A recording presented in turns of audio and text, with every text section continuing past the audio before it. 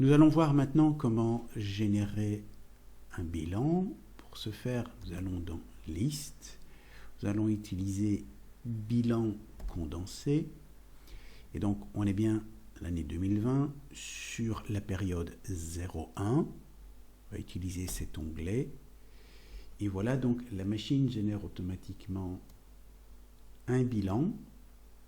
Et plus bas, je déroule l'écran, un compte de résultats. Alors, l'intérêt, c'est qu'il est possible de cliquer sur les valeurs. Vous voyez ici, dans nos comptes financiers, on a 50 000 euros.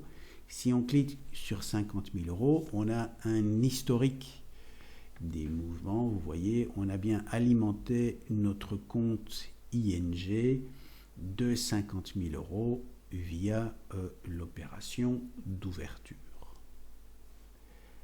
Alors, vous voyez ici, sur le côté, on a un onglet pour chaque page ouverte. Alors, si on revient, voilà, en cliquant sur l'onglet du dessus, dans le bilan condensé, sous le bilan, on a le compte de résultats. Et donc, on a acheté des marchandises pour 1 000 euros et on a vendu des marchandises pour 2 000 euros, ce qui nous fait pour le moment un résultat provisoire de 1 000 euros. Ce résultat provisoire, il est ici.